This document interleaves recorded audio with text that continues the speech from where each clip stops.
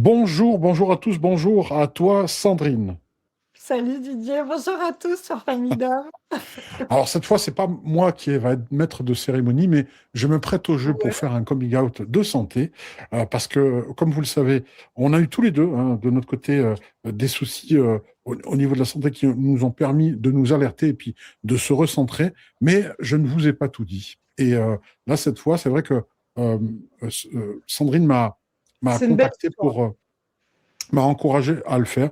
Je l'ai caché jusqu'à maintenant, mais aujourd'hui, ça va être une émission de révélation. Didier, je Je te te laisse. remercie vraiment, je te remercie de faire ce coming out parce que tu vas aider beaucoup de gens. Euh, et j'ai fait le même quelque part, tu sais, dans mon livre Soins et protocoles de réparation, j'avais j'avais un père maltraitant et je l'avais quelque part pardonné pour couper les liens toxiques et pour avancer. J'avais laissé la petite fille qui souffrait de côté, puis c'est tout. Et j'avais cru que c'est ça qui allait me rendre plus forte. Et ça m'a rendue plus forte pendant longtemps jusqu'à ce que, ben, un jour où peut-être parce que la fissure d'amnésie traumatique, elle arrive quand on se sent en sécurité et qu'on se sent bien. Eh bien, mon corps est parti en lambeaux et là, il a fallu que je me retourne voir la petite fille qui a souffert en moi.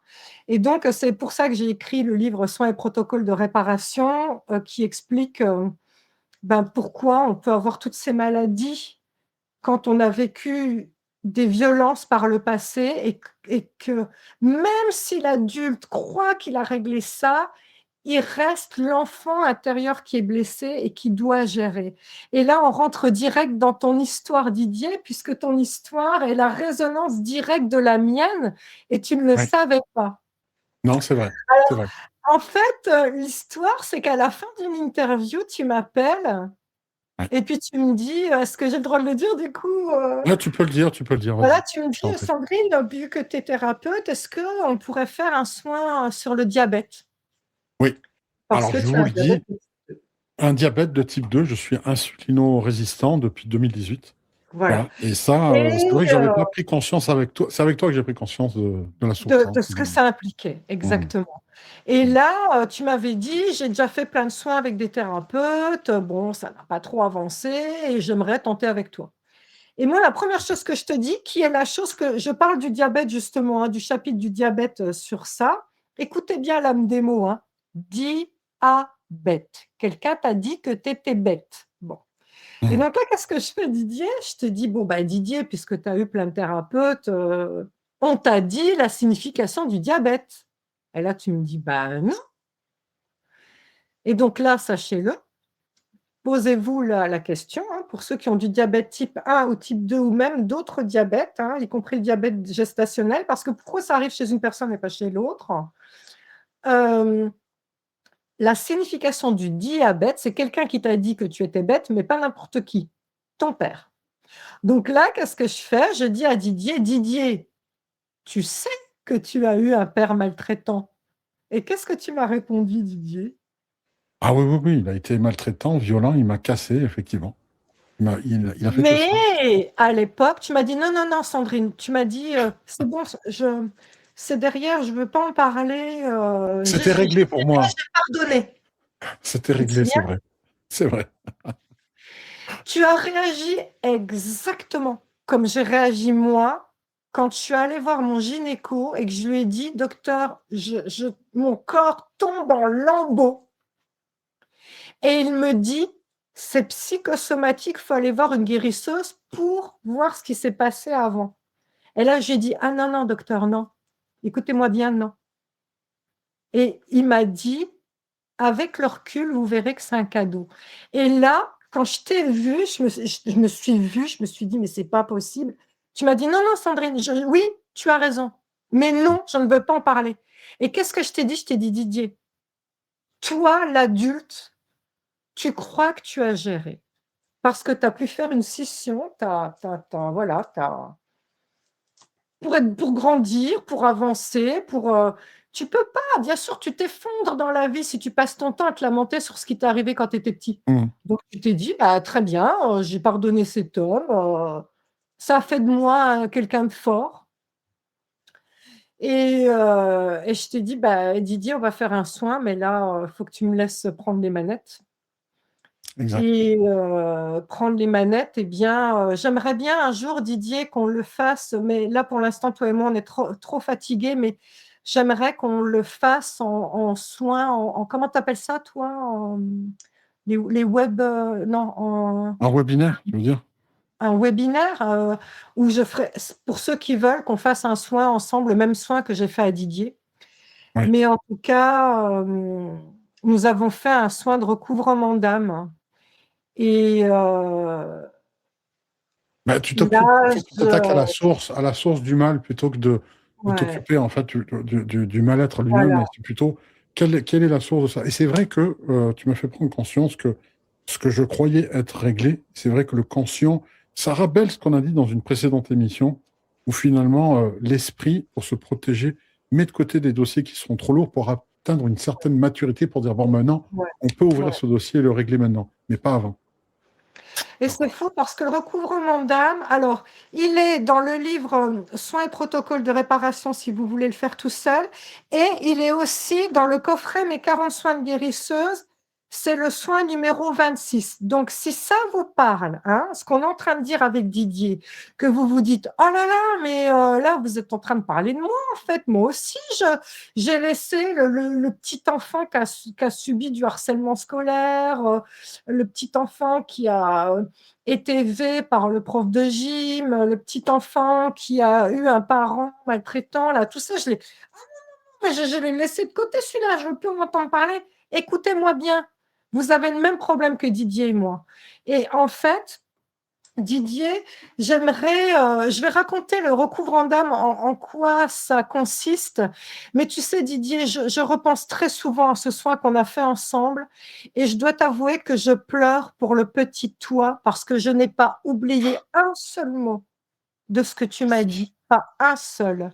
Et c'est pour ça que je t'appelle mon frère d'âme et mon frère de cœur parce que rien que d'y repenser, bah, peut-être parce que ça me met en lien avec la mini Sandrine aussi, mais je me dis, mais comment comment des adultes peuvent.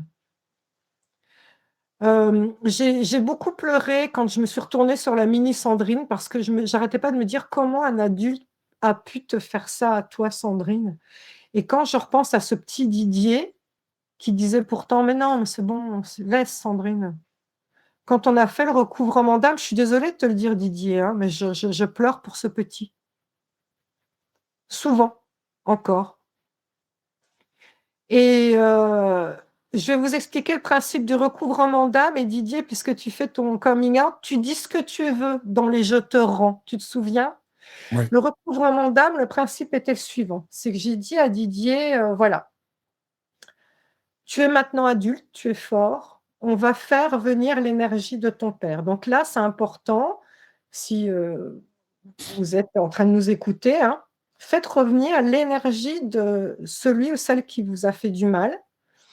Alors, y compris si cette personne est décédée, ça change strictement rien. C'est-à-dire, vous allez comme faire venir un espèce de fantôme, un espèce d'hologramme. Tu dis un tel, vous nommez la personne, viens, viens là, devant moi.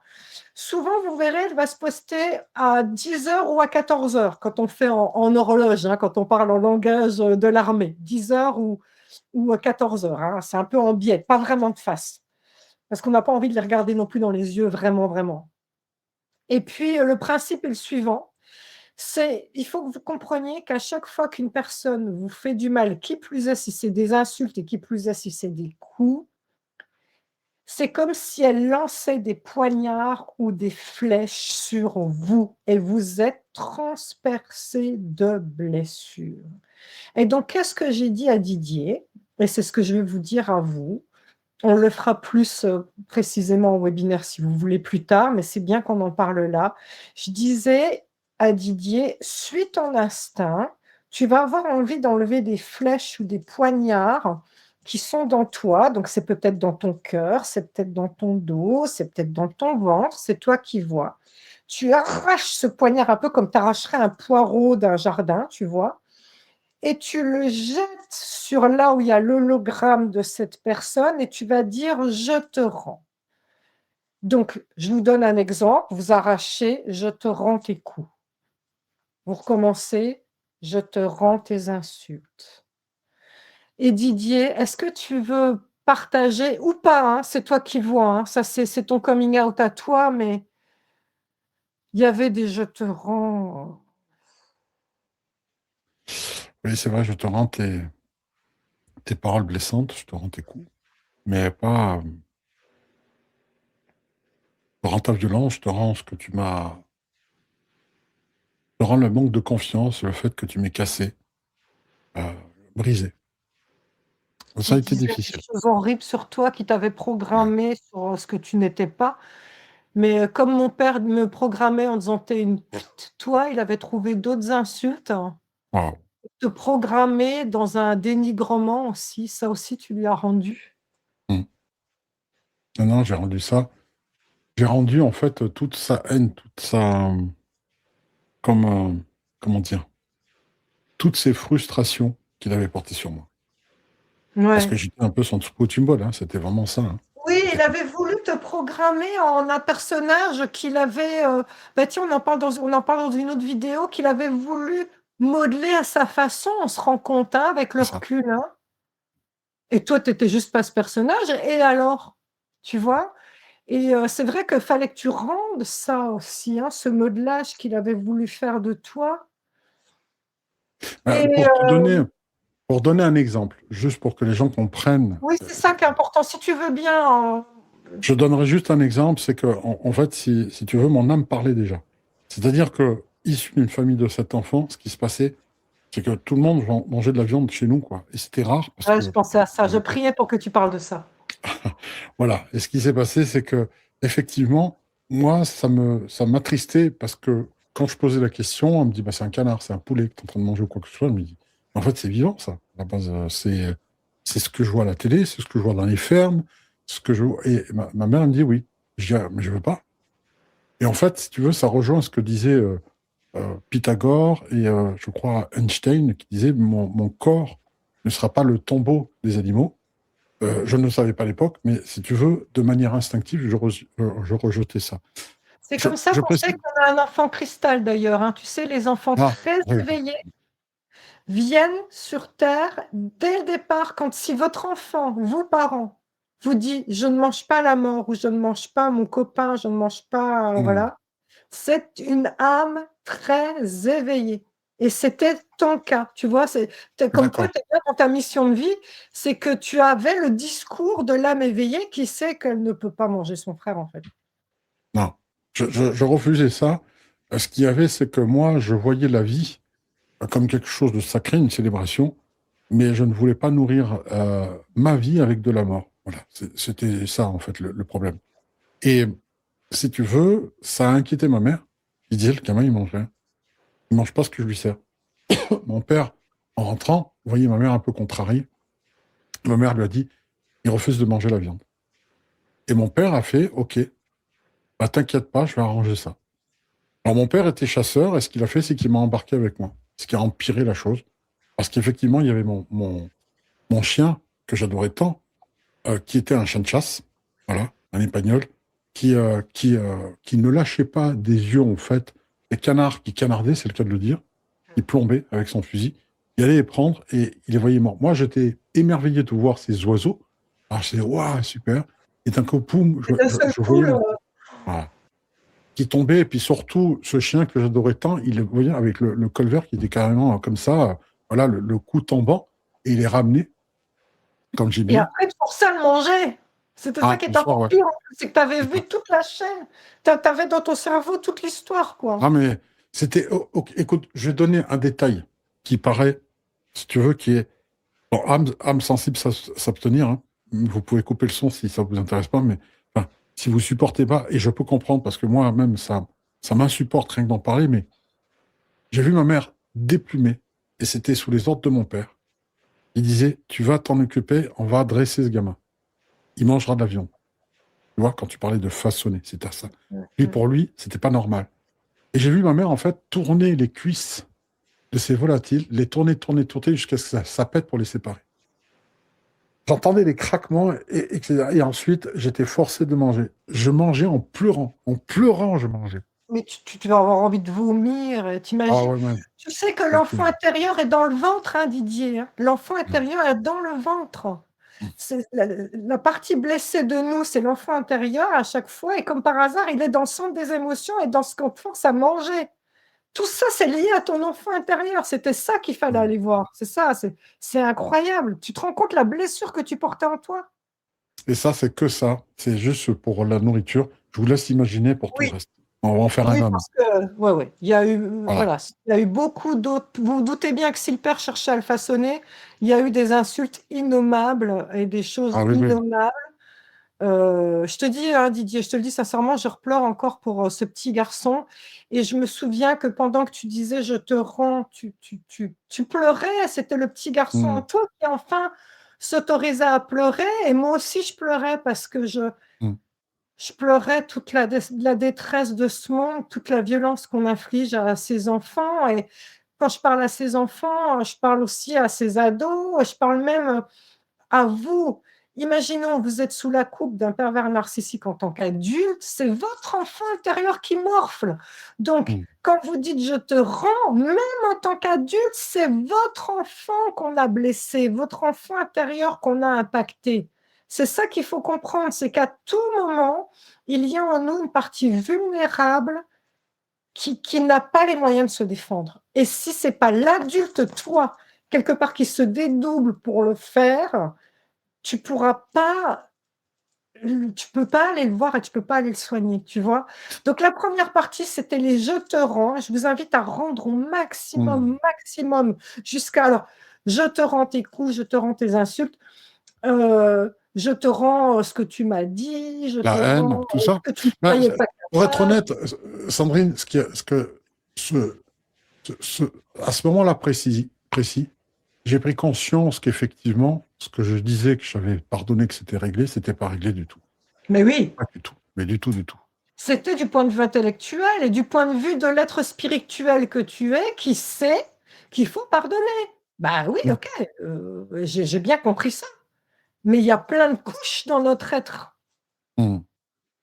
Mais c'est intéressant parce que c'est la conclusion de mon livre.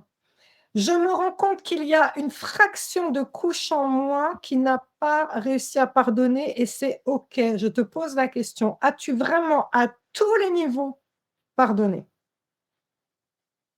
Et c'est OK si tu dis non, il n'y a pas de...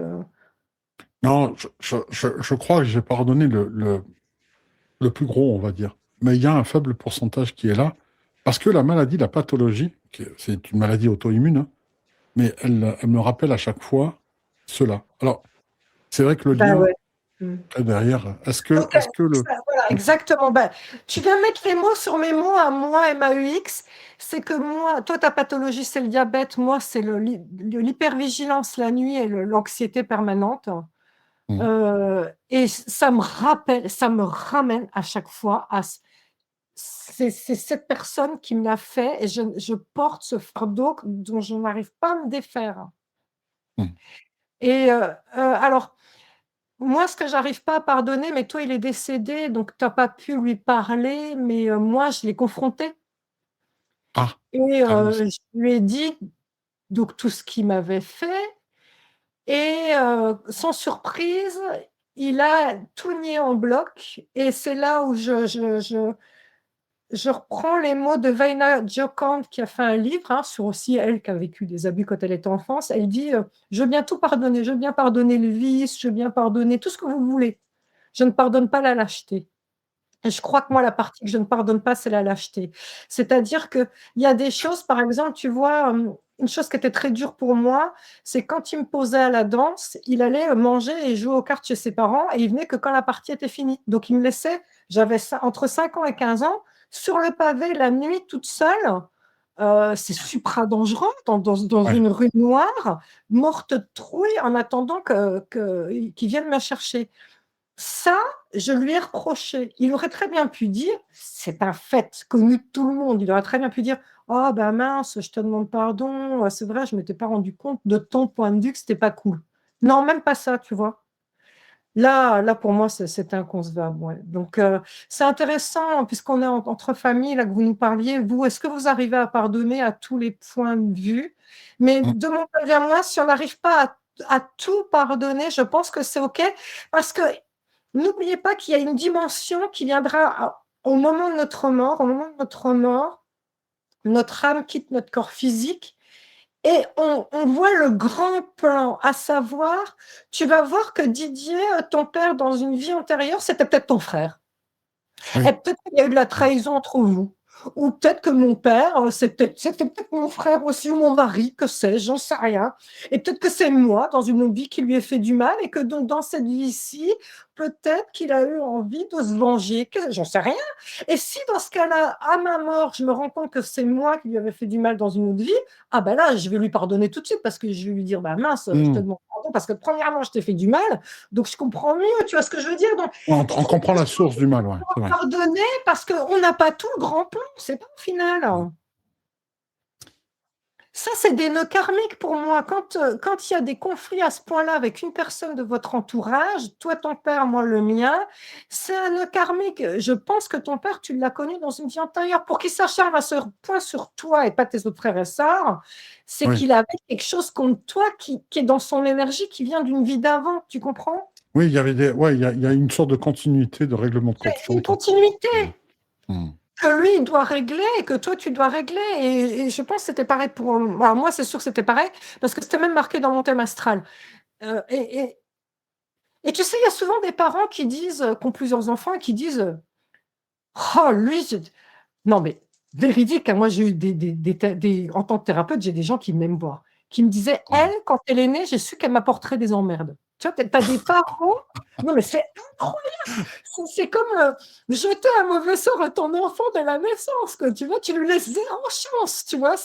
Il y a des gens qui te disent ça, qui te disent, mais ça, c'est Oula, ça du va être un karmique, problème, c'est lui. du karmique. Oula, ça va être un problème, lui. Dès le premier regard, ça va pas. Il y a un truc. Le gamin, il vient à peine de crier, il sort du ventre, c'est oh là, oula, oula, oula. Mais c'est vrai que ce que tu dis dans ton livre. Est-ce qu'on peut le revoir? Là, il est sorti, on peut le trouver dans n'importe Oui, il est quelle sorti, librairie ouais, actuelle. Alors, disponible, il est ouais, sorti. Et ce qui se passe, c'est que j'entends souvent, je prends toujours ce même exemple. Je le dis, mais combien de fois j'ai entendu dans des enfants de jardin, dans des jardins d'enfants, pardon, ou lorsque on se promène pour marcher, j'entends les cris des enfants qui s'amusent, tu sais, ouais. je sais pas comment on appelle ça, les trucs d'accrobranche, tout ça et tout, de toutes sortes, avec des tondeurs et tout, et les parents sont là pour passer du temps, discutent entre eux, et j'entends, regarde-moi papa. Et cette phrase, regarde-moi papa, tu sais, ça rejoint un peu Avatar, où tu as vu les Navy, quand il regarde, il dit, je te vois. Ouais, Et ouais, ouais, quand il y a ça, si tu c'est savais vrai, comme oui, les larmes que j'ai versées la première fois que j'ai entendu cette phrase, je te c'est vois, vrai. j'aurais tellement voulu que mon père me Oui, dise ça. regarde papa, je fais ça, regarde maman. Oui, je te Ouais, vois ma c'est ça. chérie, oui, c'est vrai. Ouais. C'est l'enfant qui cherche une sorte de lien et de validation dans le regard des parents. Et il y a des Mm. parents qui ne le donnent pas. Non. C'est Et tu fou, vois, hein, ça, c'est le fameux ça je peut te vois, générer, t'as raison. je te Et vois. donc, pour continuer le rituel, donc le première étape, c'était je te rends. Deuxième étape, et là, elle est importante aussi, il y a toujours cette personne devant vous qui est comme un hologramme, mais cette fois-ci, cette personne, elle est un peu comme une source d'eau qui coule. Et c'est un peu comme l'eau bénite, vous savez, l'eau, c'est le renouveau, c'est la purification. Eh bien, sachez que cette personne, à chaque fois qu'elle vous a dit des choses horribles, elle mangeait des bouts de votre âme. C'est ça le recouvrement d'âme. Les abuseurs se nourrissent de ce qu'ils vous volent. Eh bien là, vous allez comme plonger les mains dans cette source. Vous avez donc de l'eau dans vos mains et vous allez vous en à partir de la tête sur vous comme une douche purificatrice et à chaque fois vous allez dire je reprends et donc là vous allez chercher de l'eau et vous allez dire je reprends mon innocence et sentez tous les frissons que ça vous fait quand vous vous les mettez dessus et vous allez encore chercher de cette eau là chez votre abuseur et vous dites je reprends mon enfance, je reprends ma naïveté, je reprends ma souveraineté, je reprends ma force, je reprends ma candeur, je reprends le droit que j'ai le droit de rire sans qu'on me dise que c'est un rire d'hystérique, par exemple. Vous voyez ce que je veux dire? Reprenez votre personnalité, reprenez qui vous êtes. On vous a volé des bouts de vous. Tu te souviens de ce je reprends, Didier, toi? Oui, oui, c'est vrai, Ça ce t'a fait du bien, recouvrement. hein? Ah ouais, c'est énorme derrière. Bah, c'est ce qui m'a donné la force après de, de continuer. Ouais, parce que si je t'ai appelé, c'est que j'en pouvais plus. Ouais. Et le Hein. truc qui est fou, c'est que après, donc déjà, ça, je me souviens que quand on avait fait le soin, tu m'avais dit, ah, ça t'avait remué parce qu'il y avait eu une énorme prise de conscience. Et tu Ouais. te souviens, là, je te trouve parfait, hein, tu as vraiment perdu du poids de ouf. Et le point de départ, je pense, c'est la prise de conscience suite à ce soin qu'on a fait.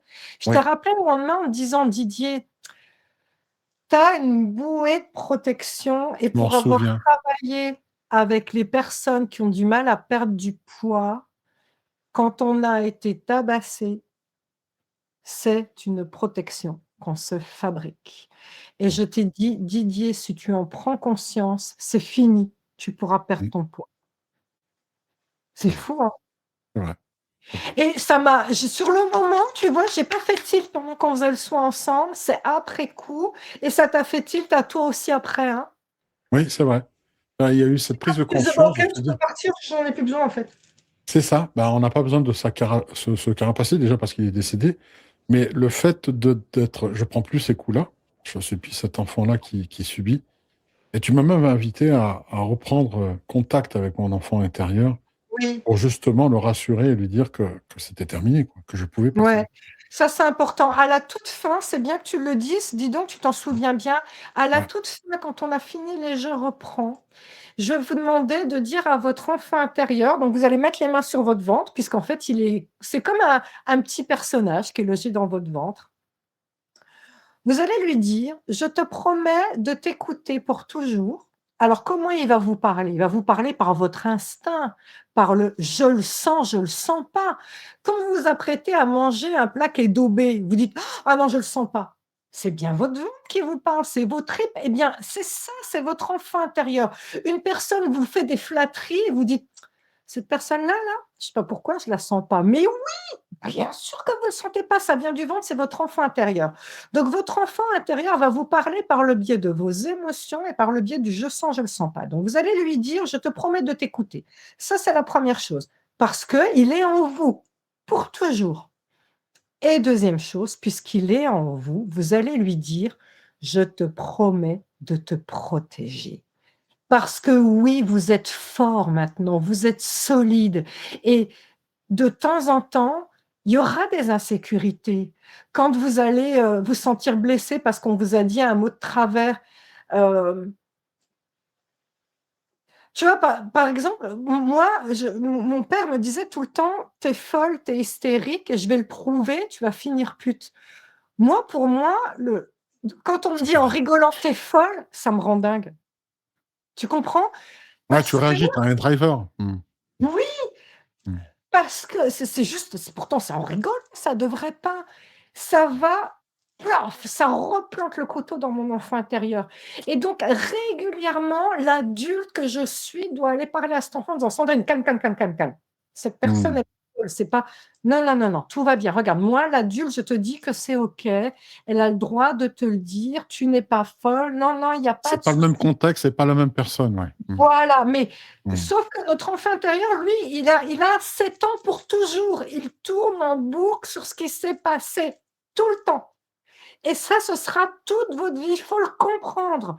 Parce que, tu disais, Didier, c'est difficile pour toi de dire que tu traînes ce diabète pour toujours. Moi, c'est difficile de me dire que je traîne cette anxiété parce qu'on traîne cet enfant qui est en nous tout le temps. Donc, on doit à vie tout le temps être rassurant, un parent Mm. rassurant qui dit je suis là, je t'aime. Oui, tu as le droit d'être blessé quand quelqu'un te dit: «Tu es folle», voilà. Bah, écoute, voilà, c'est comme ça, Oui, il c'est faut votre accueillir. façon de soigner. Oui, c'est vrai. C'est vrai. En changeant, et ça rejoint, si tu veux, quelque chose, c'est en modifiant son passé, on modifie son avenir, parce qu'on voit différemment ce qui s'est passé.